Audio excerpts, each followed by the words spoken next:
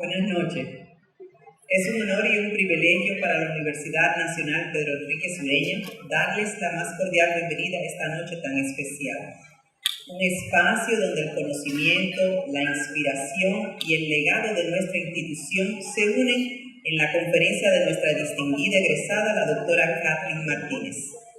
En primer lugar, permítame reconocer la presencia de nuestras autoridades universitarias, comenzando por nuestro estimado rector, el arquitecto Miguel Fiallo Calderón.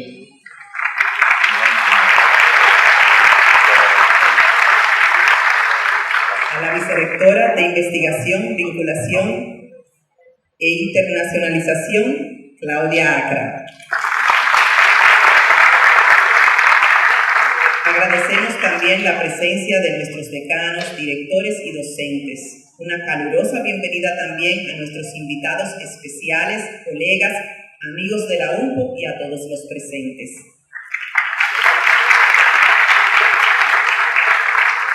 Esta noche celebramos no solo el conocimiento, sino también el orgullo de ver a una de nuestras más brillantes egresadas, Kathleen Martínez, compartir sus experiencias y logros, demostrando que la formación de la UNPO transciende fronteras.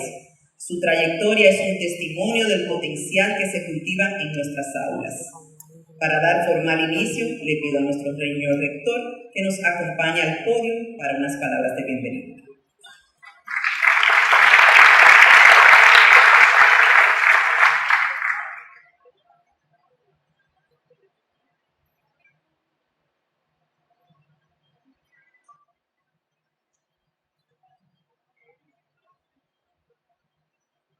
Muy buenas noches a todos. En nombre de la Universidad Nacional Pedro Enrique Sureña, les extendemos una cálida bienvenida a esta actividad tan especial en la que tenemos el honor de recibir a una de nuestras más distinguidas egresadas, la doctora Kathleen Martínez, investigadora y destacada arqueóloga dominicana de renombre internacional. La doctora Martínez, graduada de la carrera de Derecho en nuestra universidad y posteriormente especializada en arqueología, ha dedicado más de 2 décadas a una de las búsquedas más apasionadas de la historia antigua, la tumba de la reina Cleopatra. Su trabajo en el templo de Taposiris Magna en Alejandría, Egipto, ha captado la atención de la comunidad científica y del mundo entero, gracias a los hallazgos recientes de túneles subterráneos, esculturas, monedas y estructuras rituales que podrían estar vinculados al lugar de descanso final de la última faraona del antiguo Egipto. Su trayectoria representa un motivo de inmenso orgullo para nuestra institución, pues encarna los valores que promovemos en la UNPO: la pasión por el conocimiento, el compromiso con la investigación y la determinación para trascender fronteras en la búsqueda de la verdad. Hoy nos reúne la conferencia El último secreto de Cleopatra, un tema que despierta la curiosidad y la admiración de todos aquellos fascinados por la historia, la arqueología y el legado de una de las figuras más emblemáticas del mundo antiguo. La doctora Martínez, a través de su trabajo en Egipto, no solo ha aportado hallazgos de gran valor científico, sino que también ha demostrado el poder de tener sueños, la disciplina y la determinación para alcanzar metas que parecían imposibles.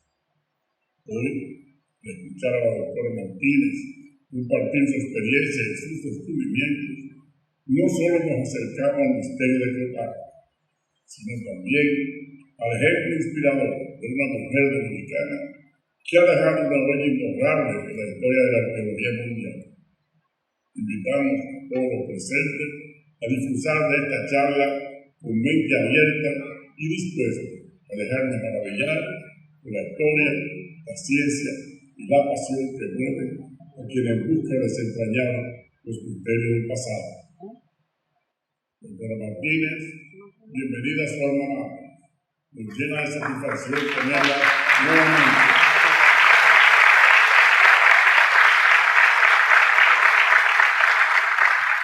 Lleno de satisfacción tenerla nuevamente en casa y compartir con usted Este paso que sin duda quedará grabado en nuestra memoria. Muchas gracias.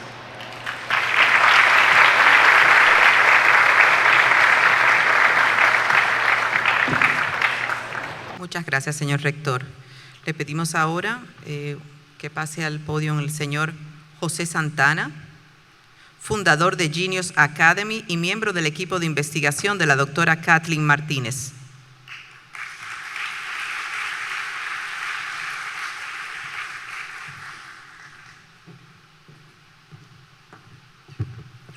Bueno, muchísimas gracias, distinguido rector Miguel Ramón Fiallo, vicerrectora de investigación Claudia Acra, Kathleen, muchísimas gracias por aceptar esta invitación. A todos los integrantes de Genius Academy que han decidido venir aquí a oír esta charla. Creo que también están los del San Juan, aquí en un grupo de estudiantes, y a los estudiantes de la UNFU y al público en general. Muchísimas gracias por esta oportunidad. Yo tengo una larga trayectoria de relación con Kathleen Martínez. En el 2005, cuando ella empezó su investigación, su excavación, no existía embajada dominicana en Egipto. Y yo me enteré porque estaba en unas funciones diplomáticas de ciencia y tecnología. Me enteré de casualidad de que había una dominicana que estaba buscando la tumba de Cleopatra en Egipto. Y al leer un poco sobre eso, me dije a sí mismo, esta mujer o está loca o es un genio. Porque ella estaba rechazando todas las investigaciones y todas las teorías sobre dónde estaba la tumba de Cleopatra enterrada. A los meses de haberme enterado de la noticia, decidí ir a ver quién era esta mujer.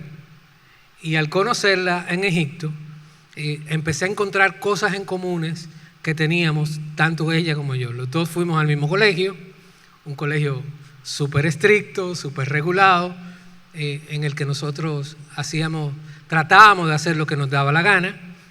Y me di cuenta de que Kathleen estaba totalmente acertada en me pasé varios días cuestionándola, preguntándole, porque a veces uno conoce a alguien y hay teorías medias extrañas, y yo quería estar muy, muy seguro de que Kathleen Martínez realmente tenía una teoría sólida para basarse en lo que estaba diciendo y por qué la tenía. Y definitivamente a partir de ese momento hubo un enganche que ha perdurado durante más de 20 años. Muchas gracias, Kathleen. Después, un par de años después de eso, Kathleen fue el impulso para yo decidirme a crear Genius Academy. Habían otras razones. Había estado durante mucho tiempo trabajando en MIT, era colaborador de Noam Chomsky, trabajé con Seymour Papert en el Media Lab y con Nicolás Negroponte, pero al conocer a Kathleen yo me di cuenta que necesitaba crear en República Dominicana un espacio educativo que no fuese tradicional y que fomentara la educación desde un punto de vista totalmente progresista y diferente. Y eso fue Genius Academy. En Genius Academy se sintetizan muchas de las cualidades que tiene Kathleen: disruptiva, pensamiento crítico, resolución de problemas, la indagación, la investigación, la profundización. Entonces yo le debo a Kathleen el empuje para poder decidirme, años después de haberla conocido, a crear Genius Academy. Y hasta el día de hoy le agradezco infinitamente porque ella es parte y colaboradora también nuestra en Genius Academy en la parte de científica. Para terminar, yo quisiera, ustedes saben que en República Dominicana, y eso es a nivel general, hay un refrán que dice que nadie es profeta en su propia tierra. Y para mí el gesto más hermoso es el amor que los dominicanos le tienen a Kathleen. Hay dos mitos o dos desinformaciones que circulan y que la gente a veces la habla, la dice y empieza a maquinar cosas y a decir cosas sobre lo que está haciendo Kathleen. O sea, nosotros tenemos que estar profundamente orgullosos del trabajo que está haciendo Kathleen. Pero hay dos mitos fundamentales. Uno es que Kathleen es funcionaria del gobierno y que por eso ella recibe recursos del Estado para la investigación, que esos son mis impuestos, que como no, así de fácil. Kathleen Martínez empezó sin embajada dominicana en Egipto. Después de el presidente Fernández abrió la embajada dominicana en Egipto y le dieron un puesto como ministra consejera. Años después de haber recibido ese puesto, Kathleen Martínez renunció al rango diplomático con presupuesto y solicitó que se le diera solamente un nombramiento honorífico. Para Kathleen Martínez financiar esto, y yo lo sé de buena fuente, ha sido una travesía enorme. Ha sido a base de donaciones, ha sido a base de trabajo forzoso, ha sido a base de poder enseñar los resultados de su investigación. Cada vez que National Geographic hace una exhibición de las 3.000 piezas arqueológicas que Kathleen ha descubierto, invierte cerca de 10 millones en hacer esas exhibiciones en diferentes museos del mundo. Esas exhibiciones generan más de 200 millones de pesos. Ese es el financiamiento de Kathleen. Y hasta la actualidad, a las excavaciones de Kathleen no ha ido ni uno de los 3 presidentes que ella ha conocido. La única que fue la ex primera dama Margarita Cedeño. Y todo esto, el proyecto de Kathleen Martínez lleva la bandera dominicana, no por ningún gobierno, ni por ningún partido político, ni por ningún político en específico. La bandera dominicana está en Taposiri Magna por ustedes.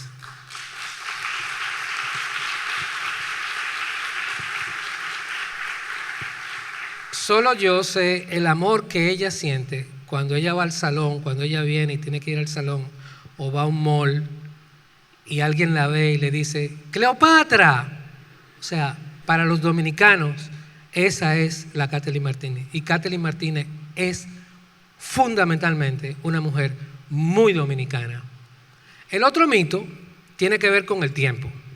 La gente dice, ven acá, pero ella tiene 20 años buscando a Cleopatra. ¿Cuándo que la va a encontrar? Como si la ciencia fuese pedidos ya, o Uber, o algo por el estilo. Y hay ejemplos en la ciencia que son inigualables con respecto a lo que está haciendo Kathleen. Einstein planteó la teoría de las ondas gravitacionales en 1916. La ciencia tardó casi 100 años en probar que la teoría de Einstein era cierta. Pero nosotros, como buenos dominicanos, queremos que Kathleen encuentre a Cleopatra con Western Union, rápido, eficaz, de una vez. Y no es así. En la actualidad, una cosa es lo que Kathleen le va a enseñar a ustedes aquí y lo que ustedes van a ver. Y otra cosa es lo que usted ve cuando usted va a Egipto y usted va a Taposiri Magna y usted ve el trabajo que está haciendo Kathleen. O sea, es algo realmente impresionante. Kathleen tiene una anécdota, cuando yo la conocí, me la contó, de una francesa arqueóloga que tenía una excavación cerca de la excavación donde ella está, en Taposiri Magna. La mujer fue a saludar a Kathleen y le dijo, mi hija, ¿qué tú haces aquí? ¿De dónde tú eres? Y ella le dijo, yo soy de República Dominicana. ¿La República Dominicana tiene tradición arqueológica? No, pero yo estoy buscando la tumba de Cleopatra. Pero tú estás buscando la tumba de Cleopatra. Aquí ha venido Napoleón, aquí han venido los húngaros, aquí han venido los rusos, aquí han venido los norteamericanos y aquí no han encontrado absolutamente nada que tenga valor arqueológico. aquí lo que hay es una ruina. Y efectivamente se veía como una ruina. Entonces Kathleen le dio una respuesta magistral. Porque la señora le dijo, vete para tu país, tómate un vino, relájate, no venga aquí a coger este sol, a desgastarte en esto, que tú no vas a encontrar nada. Kathleen le dijo, bueno, mire, yo la voy a seguir buscando y yo la voy a encontrar. Y cuando yo la encuentre, yo la voy a invitar a usted que venga aquí a tomarse un café. Porque quizá de arqueología los dominicanos no saben, pero de café sí.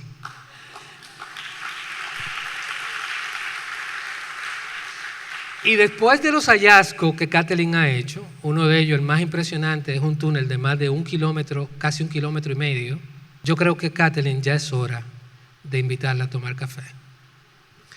Muchísimas gracias. Antes de bajarme del podio, quisiera darle un regalo a Kathleen, que te tenemos aquí, para que ustedes vean la influencia académica, la influencia científica y lo que representa una mujer a nivel no solamente de República Dominicana, sino que a nivel mundial.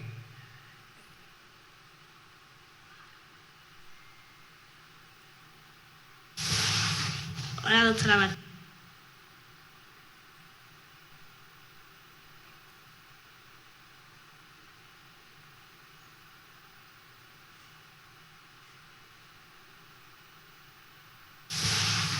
Hola, doctora Martínez, y saludos a la vicerectora Agra y a todo el equipo de la universidad.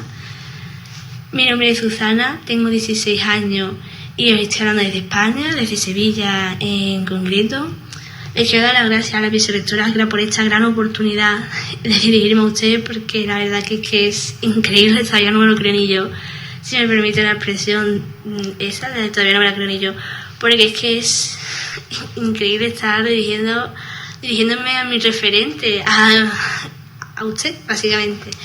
Mi niña interior estaría muy contenta por esto, porque desde muy pequeña la historia de Cleopatra me fascinó. Literalmente Cleopatra fue mi primer libro leído cuando tenía 6 años. Era un libro así chiquitito, tampoco era muy grande, pero fue mi primer libro entero completo y la verdad que es que me volví loca con aquello y me fasciné. Y hoy en día sigo fascinada y apasionada por la historia de Egipto y por la arqueología, y gracias a su trabajo y a usted ha logrado que esa curiosidad, esa fascinación de una niña se logre una vocación, sea un sueño a seguir.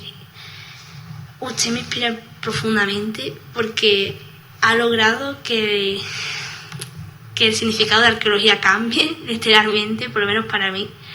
Porque arqueología, usted ha demostrado que la arqueología no solo es descubrir y desenterrar, sino reescribir lo imposible. Y en su caso es reescribir la historia de Cleopatra, que en mi opinión yo creo que hace falta reescribirla porque está muy mal adaptada a nuestros tiempos.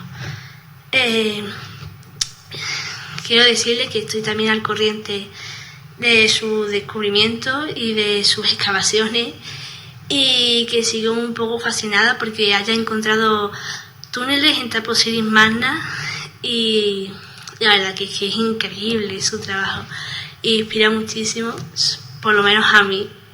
Me inspira muchísimo, yo creo que también inspira a muchísimos jóvenes más, a muchísimos jóvenes más y a muchísimas jóvenes. Creo que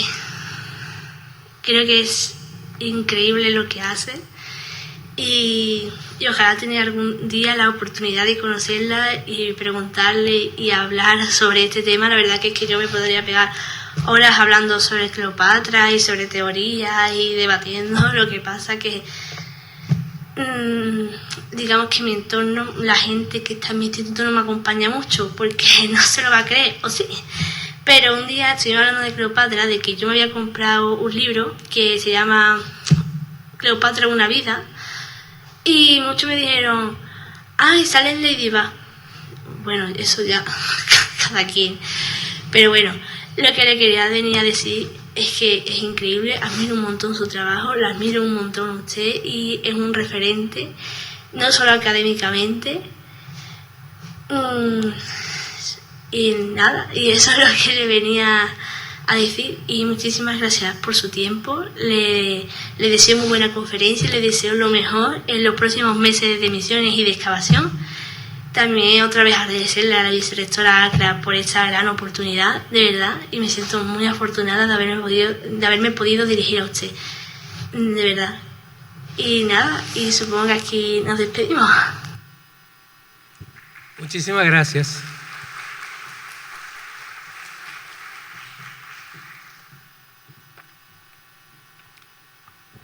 Muchas gracias, señor Santana. A continuación, permítanme presentar un poquito de nuestra conferencista. Kathleen Martínez Berry es abogada, arqueóloga y diplomática dominicana. Se graduó en Derecho en la Universidad Nacional Pedro Enríquez Ureña y complementó su formación estudiando inglés en la Universidad de Brown, Estados Unidos. Además, posee maestría en Finanzas y Arqueología. Su pasión por la historia y la arqueología la llevó a liderar desde el 2005 la misión dominico-egipcia en Alejandría, enfocada en la búsqueda de la tumba de Cleopatra en el templo de Taposiris Magna. A lo largo de su carrera, Martínez ha logrado importantes reconocimientos internacionales. En el 2018, el Museo del Cairo inauguró una exposición titulada 10 años de arqueología dominicana en Egipto, destacando más de 350 piezas descubiertas bajo su dirección. Recientemente, en febrero del 2025, fue incluida en la prestigiosa lista 50 over 50, 50 sobre 50 de la revista Forbes, que reconoce a mujeres que han alcanzado el éxito en la segunda mitad de sus vidas. Actualmente se desempeña como ministra consejera encargada de asuntos culturales de la Embajada Dominicana en Egipto, consolidando su rol como embajadora de la cultura y la historia dominicana en el ámbito internacional. Señores, Kathleen, por favor, háganos el honor, démosle una cálida bienvenida.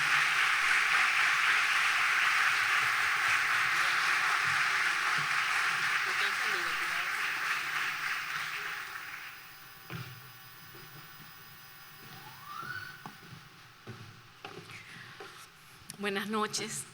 Para mí es un honor volver a la UNFU, donde pasé tantos años fabulosos aquí mientras estudiábamos. Doy las gracias al rector Fiallo, su esposa, a la señora Claudia Acra, con la que mantengo relaciones muy cercanas y que ha sido también importante para el desarrollo del proyecto. Y desde luego, este gran amigo José Santana, el embajador José Santana, que fue uno de los primeros que fue a Egipto a ver qué hacía una dominicana allí. Y ahí iniciamos una amistad. El trayecto a Egipto no fue fácil. Había en aquel entonces un desconocimiento sobre la ciencia y los proyectos arqueológicos, y se creía que era imposible que un dominicano pudiera desarrollar una teoría y que esa teoría tuviera sentido. Me costó años tomar la decisión de ir a Egipto. Por años mi familia y mis amigos más cercanos trataron de convencerme que era una locura salir a Egipto y que desde luego yo no iba a tener ningún éxito, que no iba a lograr ninguna licencia para excavar y que si lograba esa licencia yo no iba a encontrar absolutamente nada, por lo que no valía la pena que perdiera el tiempo y que perdiera mi carrera de abogada, que era muy exitosa, donde ya yo tenía mi propio bufete de abogados y que yo tenía que considerar esto, además de ser madre de 2 hijos, y que todo eso era la peor decisión que yo podía tomar en mi vida.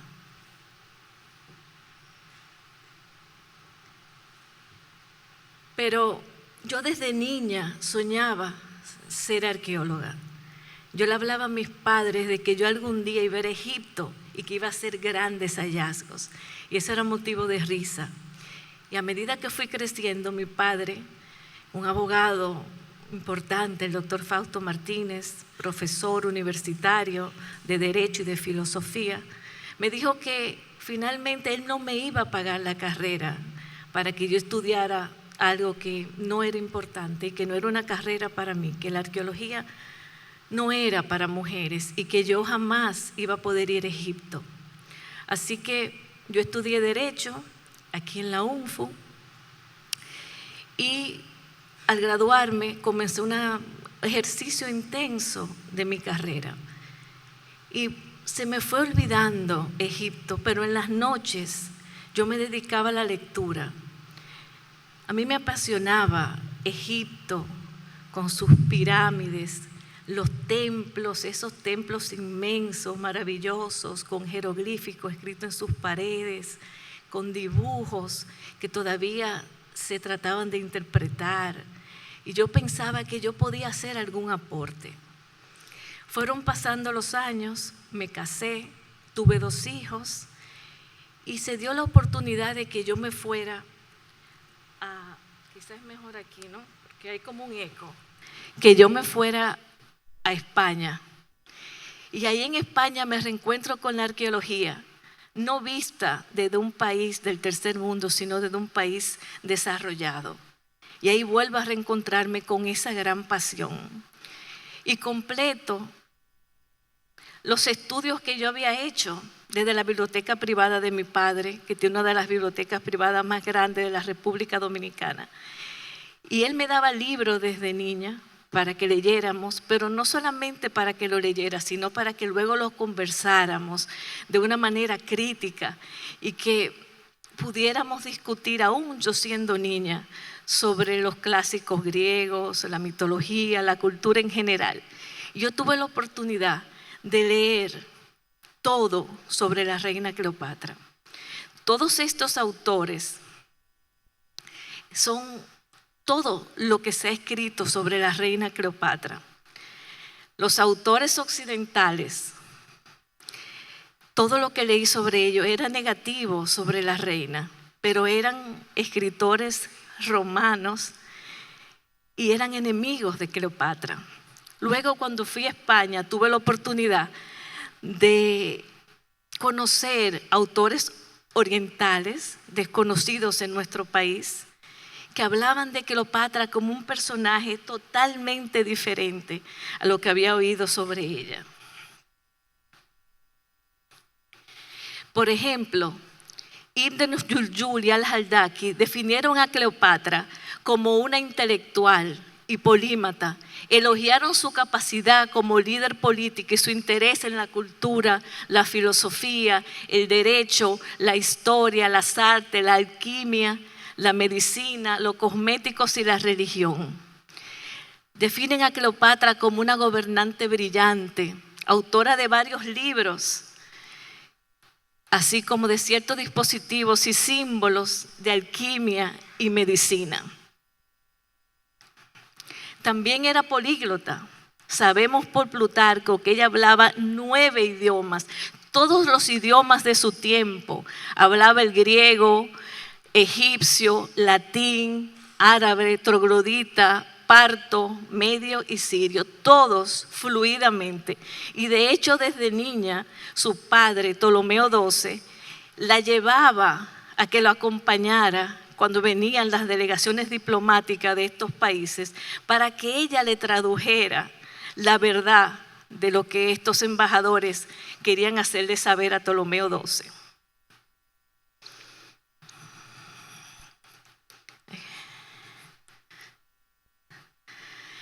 Decía Al-Nadim, otro autor oriental, que tenía una buena educación Cleopatra y que estudió astronomía, matemáticas y filosofía. También tenía conocimientos de medicina y había hecho los primeros estudios sobre el feto. Entonces me di cuenta que yo estaba en presencia de una filósofa, independientemente de lo que los romanos decían sobre ella. Una mujer muy avanzada para su tiempo y que la búsqueda de la tumba de Cleopatra era importante. Yo no solamente quiero encontrar los restos humanos de Cleopatra, también quería reivindicar su historia. Porque es que Cleopatra perteneció a un grupo de mujeres filósofas cuya historia debe ser revisada. Por ejemplo, nosotros sabemos, nos hablan de Pitágoras, pero nosotros no sabemos, la mayoría, que Pitágoras fue discípulo de Temistoclea, una sacerdotisa. No sabemos que Pitágoras estaba casado con una filósofa, Teano. No sabíamos que la madre de Platón, al que nos hablan tanto, era filósofa, Perictione, y que la esposa de Pericles era filósofa, Aspasia.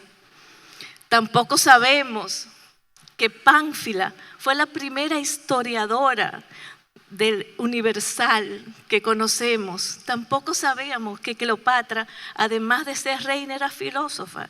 Y así una serie de mujeres cuya historia tiene que ser revisada y cuyos nombres han sido borrados de la historia, como Julia Domna o Atenais. Pero a Cleopatra le tocó vivir en un mundo de hombres. Ella no estuvo lidiando en temas políticos con mujeres, sino con los generales más terribles, a los que se le tenía más miedo en Roma. Hubieron 10 generales, de los cuales que eran terribles.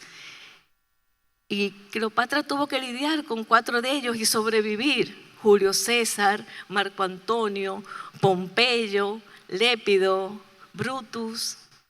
Ella tuvo que manejarse en un mundo de hombres, sabiendo que Roma era un imperio que tarde o temprano iba a conquistar Egipto. Ella tuvo que manejarse con diplomacia, con astucia.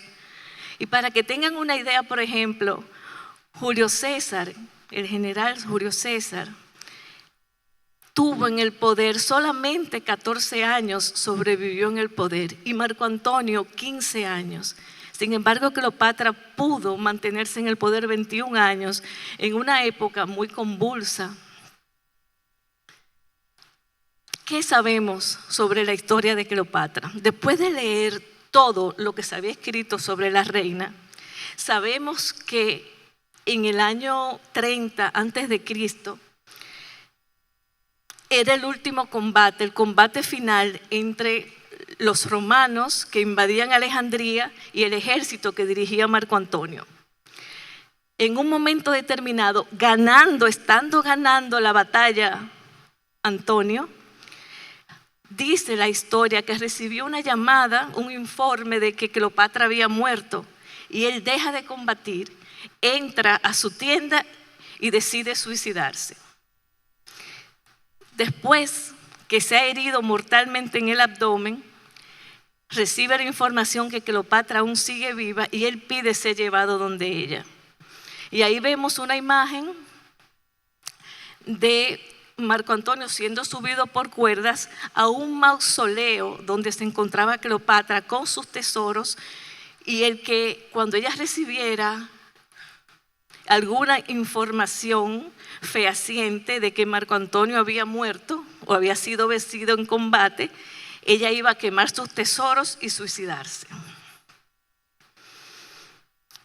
2 semanas después de la muerte de Marco Antonio, Cleopatra se suicida siendo ya prisionera de los romanos. Ellos querían llevarla encadenada a Roma y caminarla en el cortejo triunfal de Octavio, como una humillación a los egipcios, pero también para darle una lección a las mujeres para que no fueran como ella. Y así vemos que Cleopatra se convierte en una leyenda cuando ella muere siendo picada por un áspid. Pero ¿por qué muere siendo picada por un áspid? Por años yo ejercí la profesión de abogada en temas de derecho penal. Y me di cuenta que el hecho de que ella usara la serpiente para suicidarse, ella estaba poniendo en riesgo su suicidio, porque para morir ella solamente necesitaba el veneno. Y ahí me doy cuenta que era importante para mí estudiar qué significaba para ella la serpiente. Y después de años de estudio dedicado a la muerte de Cleopatra, me doy cuenta que la forma en que ella muere, haciéndose picar por un áspid, es el inicio de un acto religioso llevado a cabo con mucha espiritualidad. Como describen los escritores de la antigüedad, ella se da un baño, hace una cena, se pone todos su corona, su cetro, y muere en esas condiciones, haciéndose picar por una cobra, cuando la cobra es la protectora de los faraones. Ella quería dejar en el imaginario de su pueblo que ella no moría como una esclava, ella moría como una diosa. ¿Qué explican los autores sobre el suicidio de Cleopatra? Estrabo habla de sepulcro. Statius habla del tipo de serpiente que pudo haber causado la muerte de Cleopatra. Y Flores habla de mausoleo, sepulcro.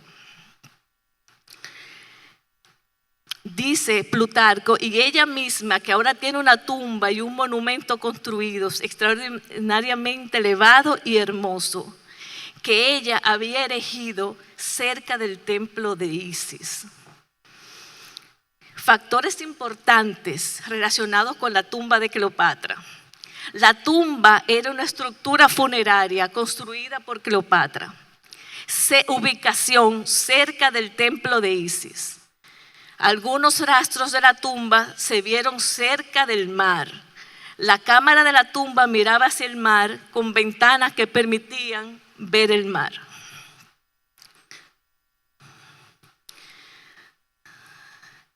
John Malalas deja la posibilidad de que ambos fueran víctimas de un asesinato o de un homicidio. Con toda esta información,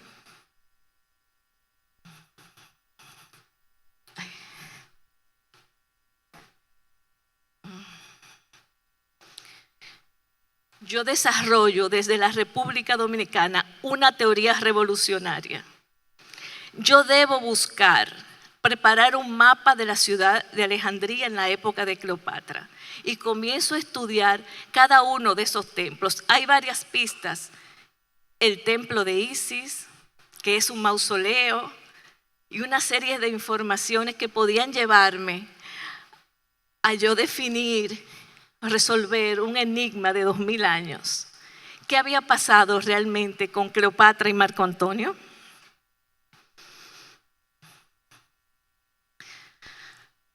Preparo un mapa de la ciudad de Alejandría y defino una serie de factores.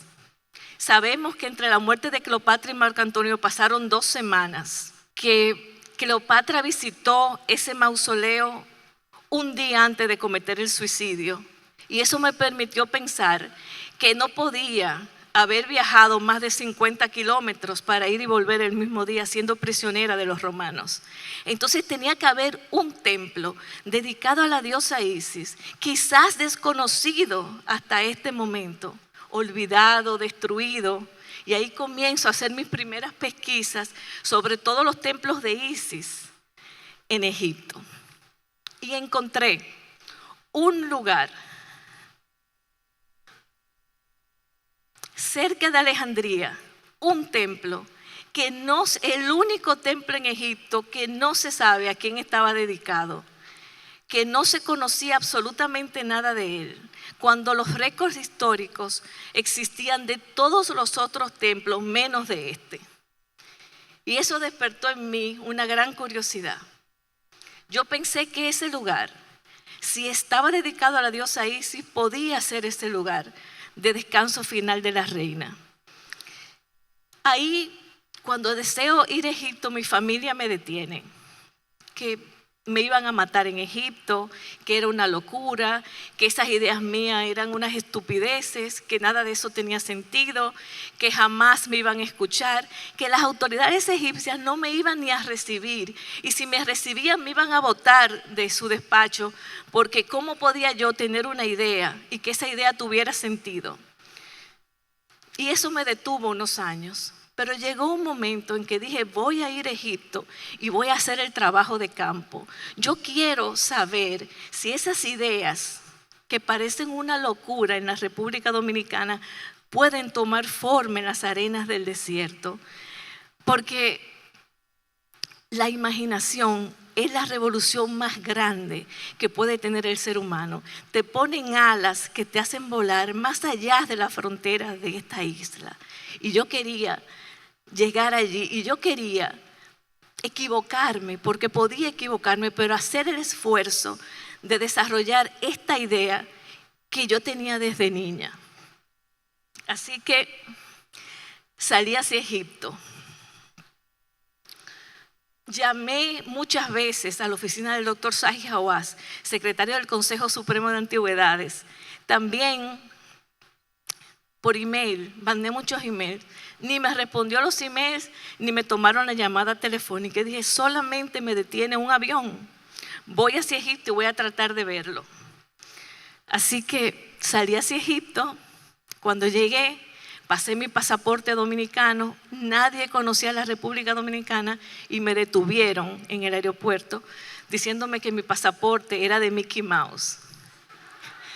Y entendieron que mi pasaporte era falso, no se conocía que podía haber un país, como no teníamos embajada, y allá más o menos estuve más de 20 horas detenida con terroristas de Al Qaeda que se identificaron y de otras organizaciones. Y fue, bueno, un momento difícil.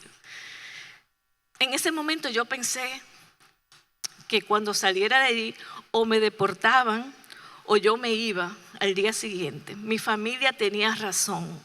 Era un país peligroso y yo debía devolverme porque tenía 2 hijos pequeños que me necesitaban.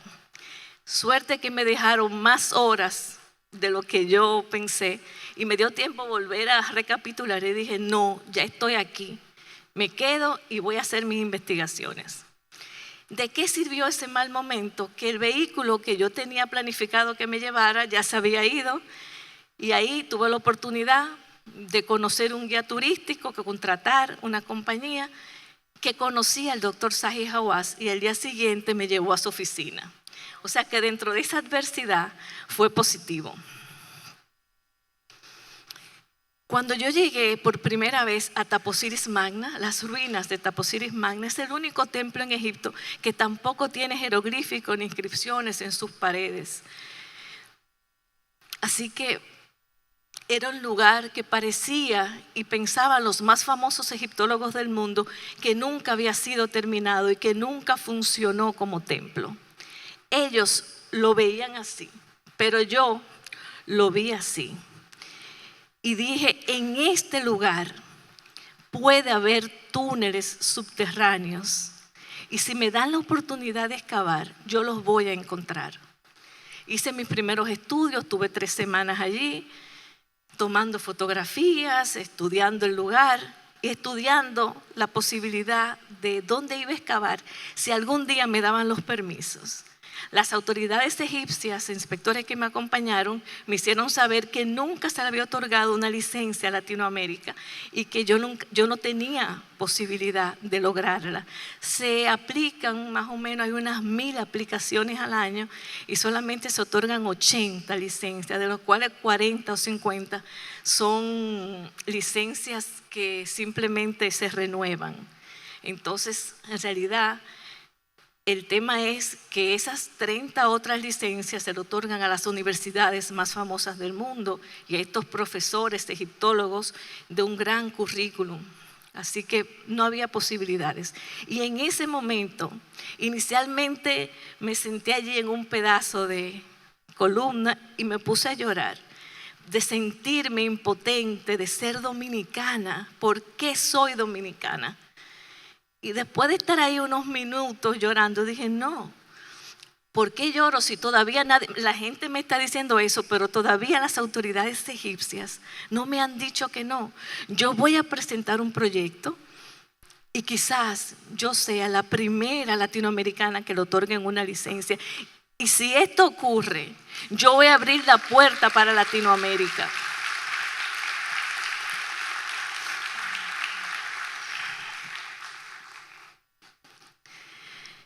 En el año 2000, a finales del 2005, yo había presentado mi teoría al doctor Zahi Hawass.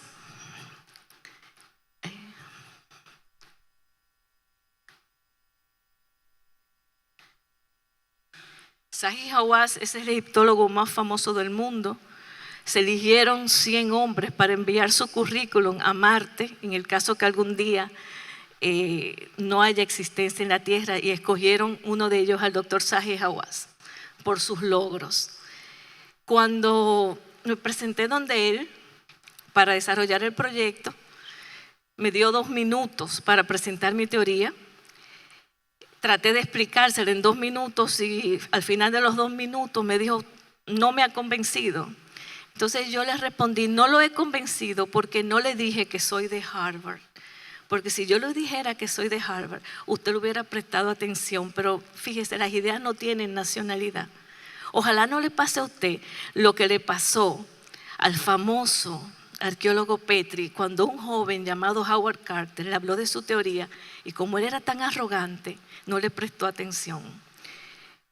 Él me mira y me dice, no, es que usted no me ha convencido. Le dije, no, porque usted no me escuchó.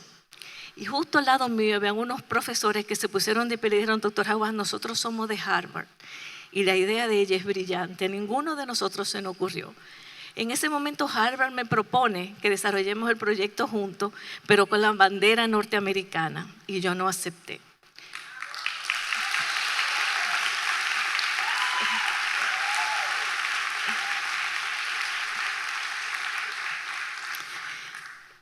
Así lucía la explanada de las ruinas de Taposiris Magna. En realidad no se veía ninguna estructura, absolutamente nada. Y parecía que era un lugar sin importancia, que nunca había sido terminado y sobre todo no se sabía a quién estaba dedicado. Pero la zona se llama Taposiris Magna, que significa la casa grande de Osiris, por lo que a nadie se le ocurrió que podía estar dedicado a la diosa Isis. Yo le planteaba 5 objetivos. Vamos a encontrar la placa fundacional. Esa placa fundacional contiene el nombre del faraón que lo construyó y el dios a que estaba dedicado. Se buscó por 200 años por los más famosos egiptólogos del mundo, incluyendo a Napoleón, y habían todos fracasado. Yo pensaba que la podía encontrar y la encontramos.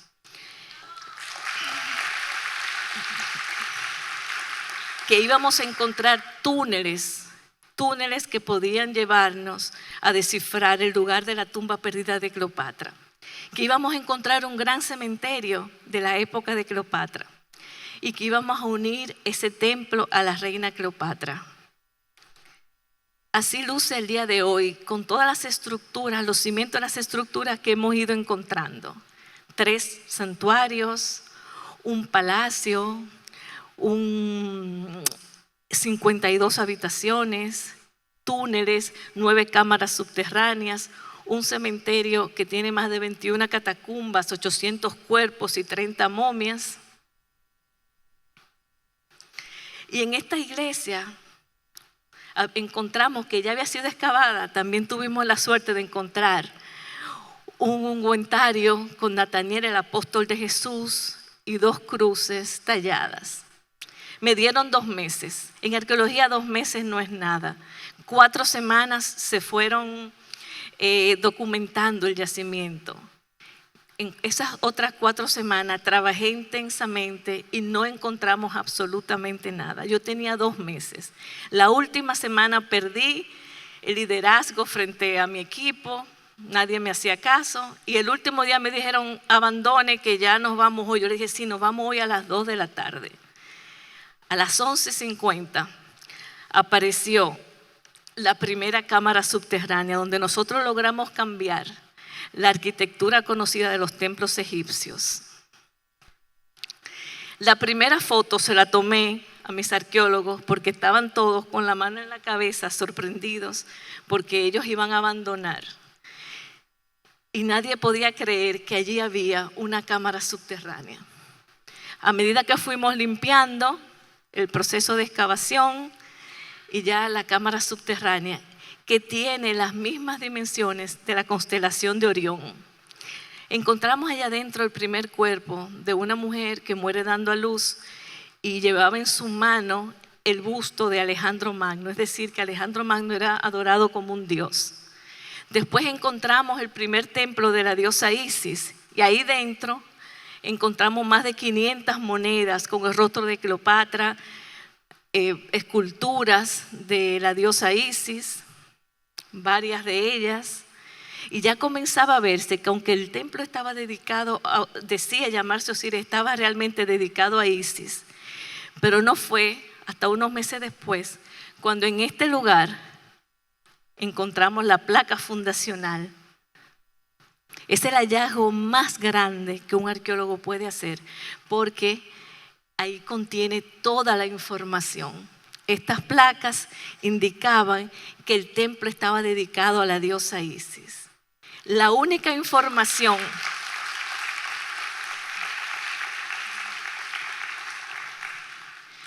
el rey y la reina consagran este templo a la diosa Isis. Los escritores de la antigüedad decían que la tumba de Cleopatra estaba cerca del templo de Isis. Inmediatamente quedó unido el templo a la reina Cleopatra. Empezamos a encontrar importantes estatuas.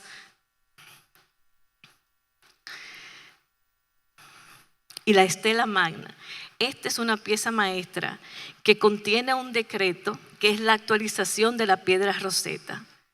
Está escrito en jeroglífico y demótico. Jeroglífico era el lenguaje de los sacerdotes y demótico el lenguaje del pueblo. Y es exactamente igual a un existente en el templo de Philae, en Asuán, que es el lugar más importante de adoración de la diosa Isis en el sur de Egipto, y en el norte lo habría sido Taposiris Magna.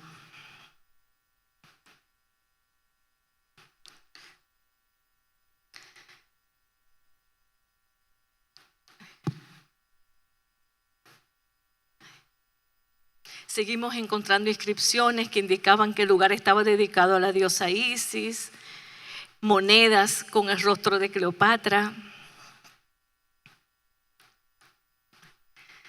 Y esta es una imagen de la diosa de Cleopatra como reina griega, con un moño y su cinta indicando que era reina. Tenemos una colección de más de 500 monedas de diferentes, acuñadas en diferentes lugares, de Cleopatra, de Alejandro Magno, de Marco Antonio, diferentes formas en que fue acuñada la moneda con el rostro de la reina, Ptolomeo II, Ptolomeo IV.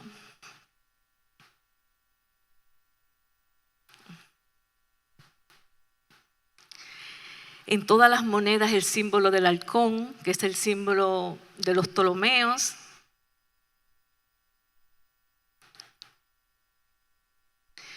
Y nuevamente Cleopatra vestida de Isis.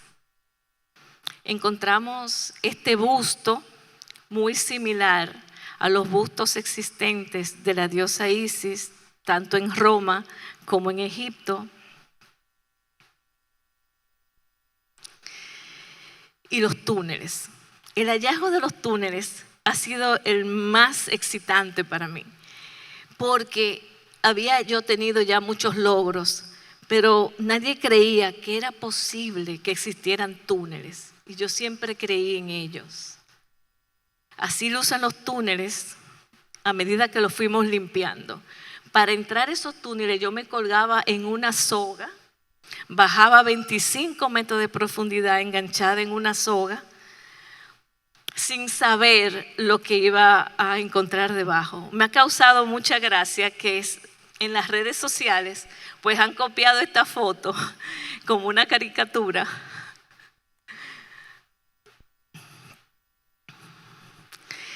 Serpientes. Los túneles están llenos de cobras, todas venenosas, enormes, que hace que muy pocos de mis hombres quieran bajar conmigo esos túneles. Suerte que yo nunca le he tenido miedo a las serpientes y espero que que no me piquen. Si lo hicieran, solamente tuviera 5 minutos de vida y ni siquiera me daría tiempo que me sacaran de los túneles con vida. Así es el proceso de excavación de los túneles.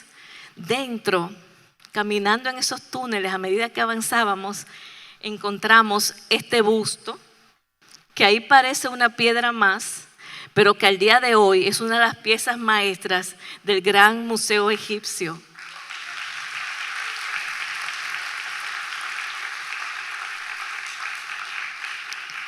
Los túneles completamente rematados con bloques de piedra, y hemos ido trabajando en esos túneles. Después que tú tienes más de 3 o 4 horas ahí, comienzan a dolerte las coyunturas y es como si estuvieras bajo el agua, por lo que no falta el aire y no podemos permanecer mucho tiempo allí. Más serpientes, donde quiera que caminamos dentro de los túneles, serpientes, y cuando llegan las serpientes no hay hacia dónde escapar, porque los túneles están cerrados y vamos avanzando a medida que vamos excavando. En ciertos momentos simplemente he tenido que hacer un ejercicio de autocontrol y esperar que la serpiente pase por encima de mí y no me pique. Ahí estoy dentro con miembros de mi equipo, solamente jóvenes que no tienen familia entran conmigo a los túneles.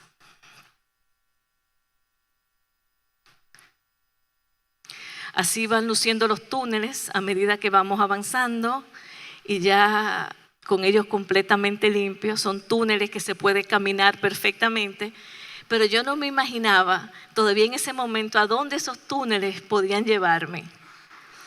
Esa es otra parte de los túneles, es un complejo de túneles que no existen, nunca antes se habían visto en Egipto y son los túneles más largos. Y el estudio de esos túneles nos llevó a definir que se trata de un complejo de túneles que iba avanzando hacia el norte, hacia el Mediterráneo. Entre las cámaras subterráneas que hemos descubierto, encontramos esta que baja 35 metros de profundidad. Esos bloques pesan más o menos, tienen un peso de 50 kilos y no están pegados con cemento. Entrar allí significa que si hay un desplome, esos bloques nos matarían. Pero yo diseñé esta pequeña cápsula con un wincher, con un motor, y decidí explorar ese shaft, esa entrada. Y ahí encontramos los restos de un sacerdote que estaba en posición fetal y con unas joyas. Y eso me hizo pensar, este hombre fue enterrado aquí. Y este túnel, esta entrada puede conectarme a un túnel que pueda llevarme hacia la tumba de Cleopatra. Sabemos que cuando un sacerdote trabajaba cerrando una tumba, ese era su último trabajo y que moría con ese secreto.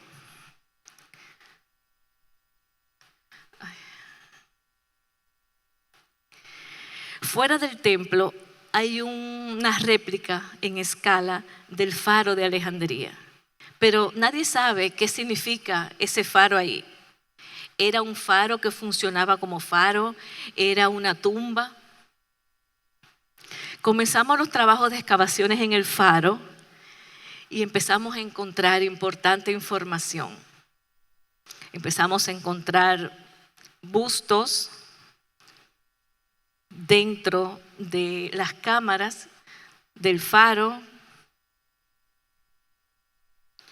y avanzábamos haciendo hallazgos que son considerados piezas maestras.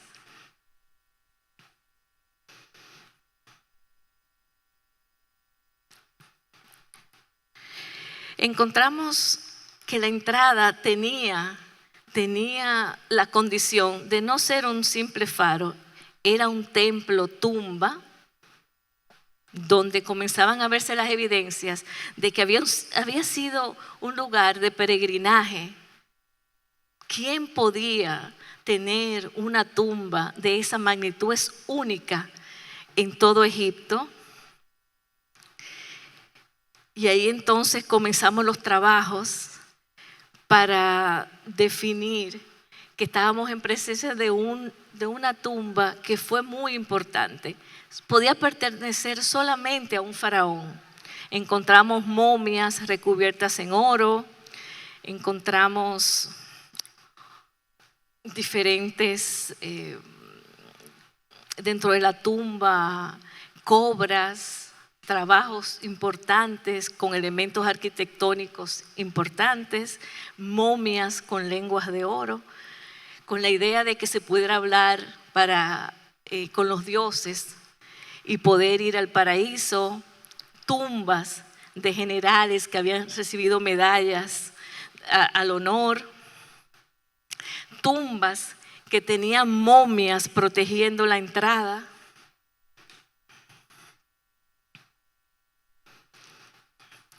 Esta es una momia de una sacerdotisa de Osiris con un cartonaje representando al dios Osiris en oro.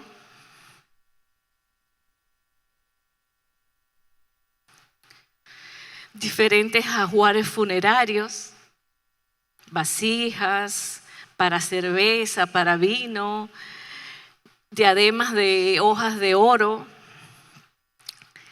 Encontramos un busto de una reina tolemaica que pudiera quizás ser el rostro que no se conoce hoy de la reina Cleopatra, pero lo encontramos en un contexto que no nos permitía decir con claridad que podía tratarse de la reina Cleopatra. Es un busto de una faraona, pero no podíamos real y efectivamente decir que podía ser el rostro de ella de manera científica. Máscaras funerarias. Marco Antonio era un general de la Quinta Legión de las Fuerzas Especiales y encontramos esta ostraca marcando la Quinta Legión. Es decir, que este es un elemento importante de la presencia de Marco Antonio en este lugar. Mesas de ofrenda, anillos con Horus, el hijo de Isis. Y bueno, el templo, cuando llegué a Taposiris Magna, este es el plano en el año 2004. Habían excavado los franceses, los alemanes, los ingleses, los norteamericanos, los húngaros, y decían que esto era todo lo que había por encontrar. Al día de hoy, en el 2025, nosotros hemos sacado a la luz todas las estructuras. Este es mi equipo de tierra. No puede haber un trabajo científico sin un equipo de especialistas que apoyen las diferentes necesidades del proyecto. Conjuntamente con los trabajos arqueológicos, hicimos la primera exhibición de piezas. Este es el Museo del Cairo, en la Plaza Tahrir, en el Cairo. Y en este museo nunca había ondeado la bandera dominicana.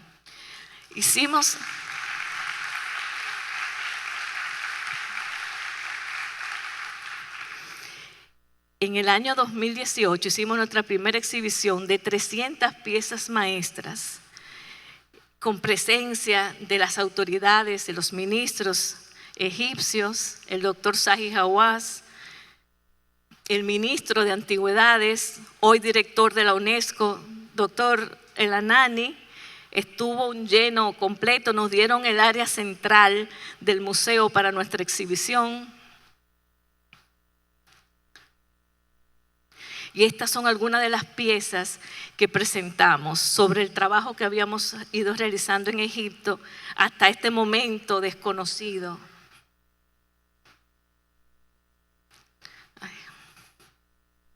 Monedas, vasijas. Ya esta exhibición captó la atención de las autoridades y de la comunidad científica internacional. Justo después de esta exhibición hicimos un hallazgo impactante. Es el hallazgo que más repercusión mediática ha tenido. Y es el hallazgo de esta entrada, justo donde está, casi al borde con la carretera, y que parecía que era el final del yacimiento, pero esto nos indicaba que había una información perdida. Ese túnel estaba lleno de agua y de agua salada. Mucha de esta agua tenía mal olor, estaba putrefacta, pero entré a ese túnel con ciertos temores, pero yo quería explorarlo. Y ahí se me ocurre una idea. Si esta Posiris Magna y el túnel está justo en la carretera, podría haber la posibilidad de que el túnel continuara debajo de la carretera moderna, debajo de este resort, y siguiera al mar, y que Taposiris Magna, justo cuando se destruye la ciudad de Alejandría, que sabemos que hubieron terremotos y tsunamis que destruyeron la ciudad, pudieron haber destruido Taposiris Magna, y hay una información perdida que valía la pena explorar. Cuando presento esta idea a las autoridades, nuevamente se burlaron de mí. Me dijeron que era imposible, que el yacimiento no podía extenderse más allá de los límites que ellos habían marcado para el yacimiento, que no podían haber túneles que llegaran bajo el mar. Y de hecho, las autoridades, cuando los llevé a la orilla del Mediterráneo para decirle, creo que debe haber un túnel allí, me dijeron, pero si usted abre los ojos y usted mire, esto es mar abierto, lo que usted plantea es imposible. Y yo les respondí, es mar abierto hoy, pero usted me puede decir cómo era hace 2000 años, y si ahí había una isla, y si ahí habían otras estructuras que hoy están sumergidas. Ahí me entero que es una zona militar y que nunca nadie ha podido entrar allí ni a nadar, ni los barcos pueden pasar por allí. Entonces pensé inicialmente, es el final de mi investigación. Pero nuevamente me dije, ¿y si yo logro que el gobierno egipcio me dé ese permiso? Hice cita con la plana mayor del ejército egipcio, me reuní con ellos y llegué allí con todos mis mapas y mis documentos y mis hallazgos a convencerlos. Ellos me dijeron, le vamos a enviar una comisión. Bueno, en la República Dominicana cuando te envían una comisión es que no va a pasar nada. Pero en Egipto no era así. El día siguiente había una comisión de generales que fueron a visitarme. Le presenté la idea, bajamos a los túneles. Se presentó el proyecto al presidente El Sisi y yo pensé que no me iban a responder. A los 2 meses, el presidente El Sisi abrió ese espacio para que hiciéramos la primera exploración, pero solamente me dieron 2 semanas, que también en un mar abierto era imposible.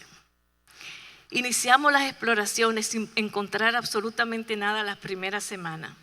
Y el día 10 llegó una tormenta que había 150 años que no pasaba una tormenta así en Egipto. Y yo comencé a desesperarme porque se me iban los días. El día 10 tormenta, el día 11 tormenta, el día 12 tormenta, el día 13 tormenta, y me quedaba un solo día. Y ese día 14 amaneció el mar completamente como un plato transparente, el agua cristalina, y cuando entramos, esa tormenta que yo me había quejado tanto había servido para limpiar los sedimentos de 2000 años y permitirnos encontrar el túnel.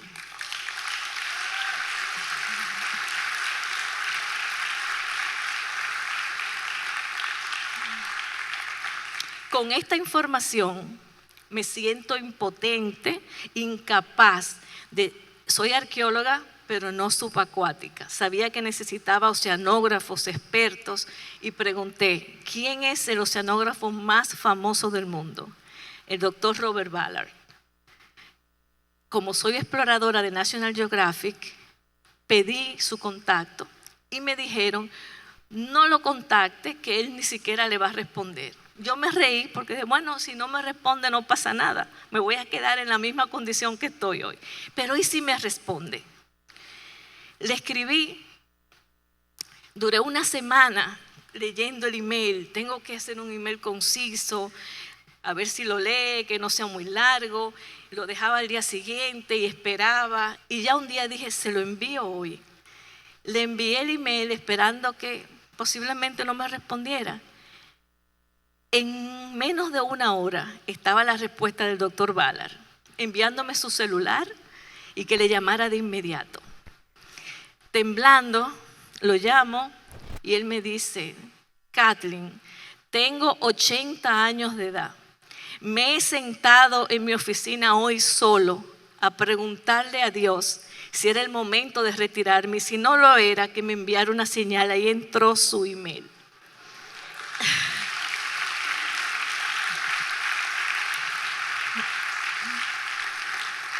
Así que salió para Egipto. Este es el doctor Robert Ballard. Osiris de León, nuestro geólogo, y los ejecutivos de National Geographic y Disney Channel. Y él me dijo: he venido a que usted me explique su proyecto. Nunca me involucro en un proyecto hasta que yo no lo entienda y veo si tiene las condiciones. Mire, cuando usted me envió su email, yo duré una hora para responderle. Porque después que lo leí, me puse a googlearla para ver quién era usted. Y vi que con usted hay controversia, porque usted no es la típica arqueóloga, pero que usted ha usado sus conocimientos de abogada y de arqueóloga para desarrollar esta teoría. Cuando yo trabajé con un equipo francés como joven geólogo buscando el Titanic, cada vez que yo les decía que fueran a la izquierda, ellos iban a la derecha y nunca me escucharon. Una semana antes de que se acabara el proyecto, que tenía 2 años, me desesperé, me robé un submarino y salí al lugar donde yo pensaba que estaba el Titanic, y ahí mismo estaba. Y yo creo que su teoría es correcta. Vine a comprobarlo. Caminamos el yacimiento, le fui explicando mis ideas, por qué creía que ese era el lugar. Bajamos al mar. Le enseñé los hallazgos que teníamos, los indicios de la existencia de un túnel, y él decidió participar en el proyecto. No solamente eso, sino participar con 1.200 científicos norteamericanos que le acompañan. Cuando íbamos a iniciar el proyecto, la Marina Egipcia nos contacta que también quiere sumarse por primera vez a un proyecto científico. Entonces desarrollamos el proyecto con la Marina Egipcia, el doctor Larry Meyer de la NASA y el doctor Robert Ballard.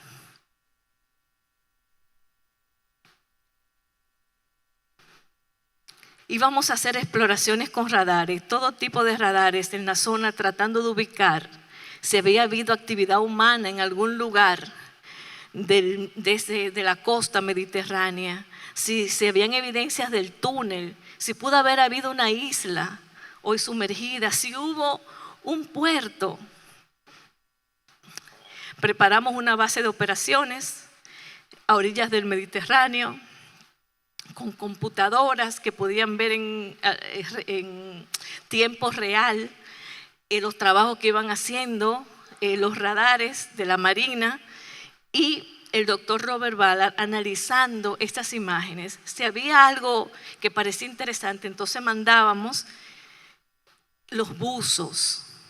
Yo no era buzo, yo me hice buzo porque no quería quedarme sentada ahí, yo quería dirigir mis hombres y ver y tocar por primera vez cualquier estructura que hubiera allí.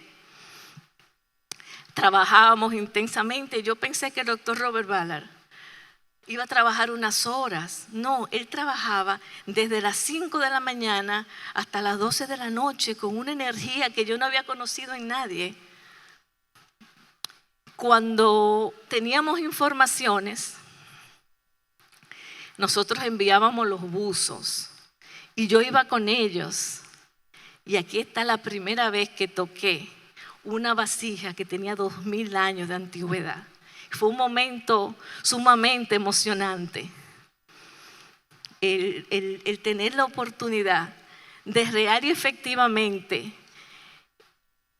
poder encontrar esa información que parecía que era imposible, que sí, que era real.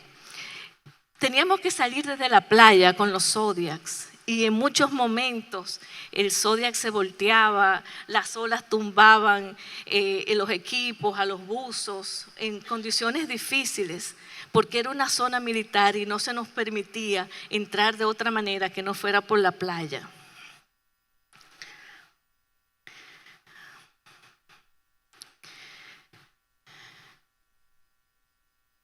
Entonces me encuentro en el mundo musulmán, tampoco puedo usar traje de baño, así que tengo que estar vestida de pie a cabeza. Encontramos las primeras estructuras. El doctor Robert Ballard pudo preparar un mapa de las estructuras para podernos guiar hacia donde teníamos que trabajar. Y ahí empezamos a encontrar anclas, empezamos a encontrar importante información que indicaba que sí había habido actividad humana y todo cubierto con coral.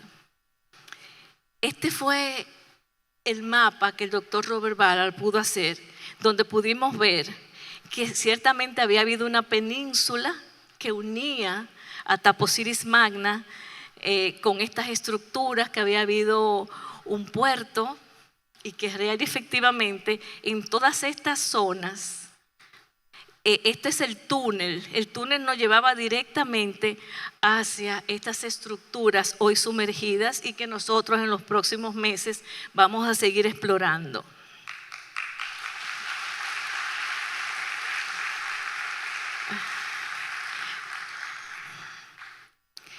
Este año, el año 2024, hicimos otra exhibición de 300 piezas en la Biblioteca de Alejandría, la legendaria Biblioteca de Alejandría, a orillas del Mediterráneo.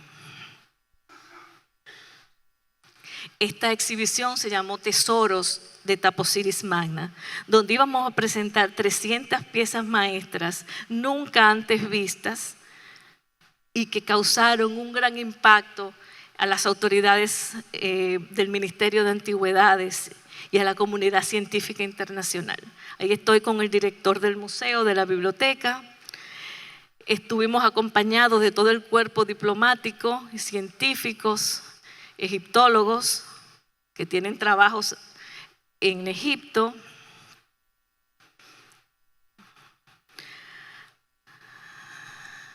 Aproveché la oportunidad para darle las gracias a los beduinos que me acompañan en el proyecto y que también forman parte importante. Ese es el momento en el que cortábamos la cinta junto al doctor Basir. Yo di un tour a los embajadores que se encontraban presentes y empecé a mostrar los hallazgos. Teníamos 300 piezas de 3.000 que hemos encontrado el día de hoy, lámparas de aceite, pequeñas vasijas, ungüentarios.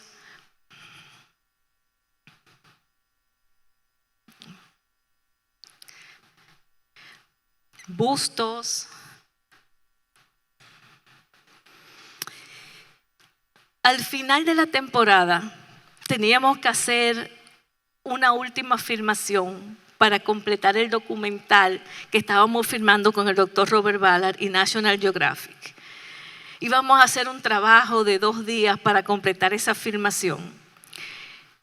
Y escogí este lugar para hacer las excavaciones, sin imaginarme que íbamos a hacer allí el hallazgo más grande que hemos hecho en los últimos 20 años.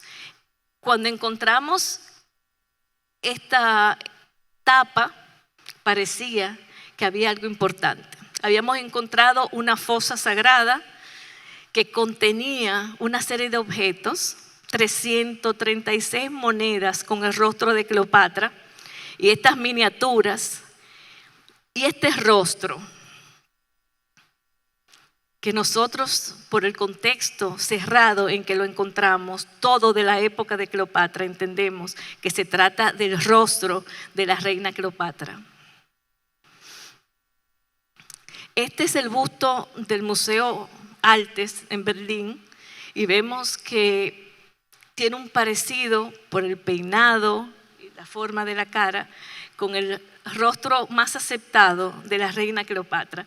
En el mundo solamente existen 7 bustos con el rostro de Cleopatra, todo diferente, y este, descubierto en Taposiris Magna, sería el 8º, pero el que pudiera definir cómo realmente lucía la reina.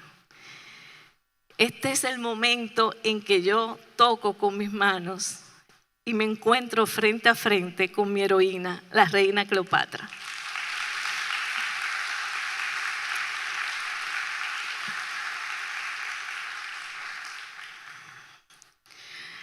Al día de hoy se estrenó el documental de National Geographic junto con el doctor Robert Ballard, donde presentan todos los avances de la excavación.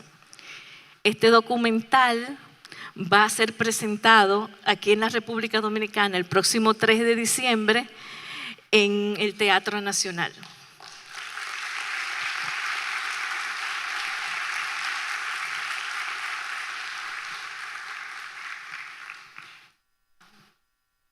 Bueno, gracias. No se me vaya, por favor. Señores, qué banquete nos hemos dado de comunicación, de conocimiento, nuestra Cleopatra dominicana, ¿verdad?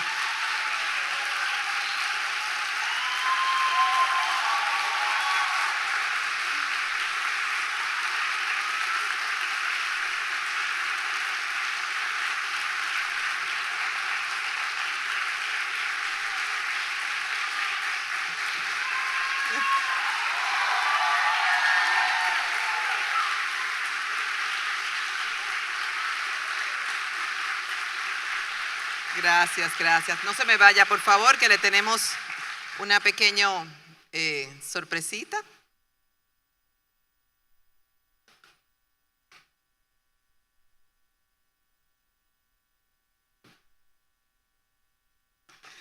Los chicos de Genius Academy.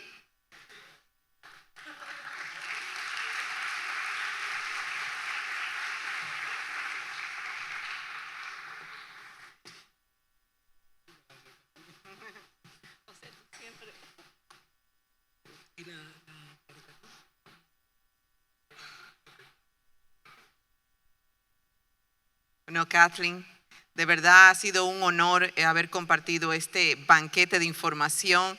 Agradecemos a todos haber estado presentes con nosotros y a usted, sobre todo, con esta conferencia, y de parte de la Universidad Nacional Pedro Enríquez Ureña le agradecemos su presencia y le agradecemos a todos. Señores, feliz resto de la noche. ¿Me avisan? Un momento.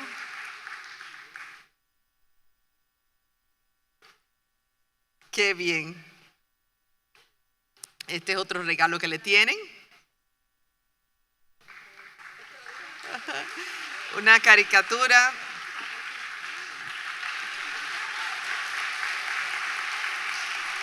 Gracias.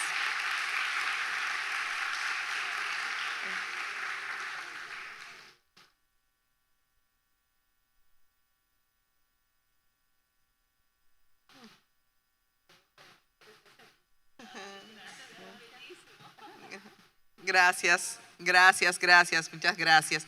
Señores. Dominicana, ¿verdad?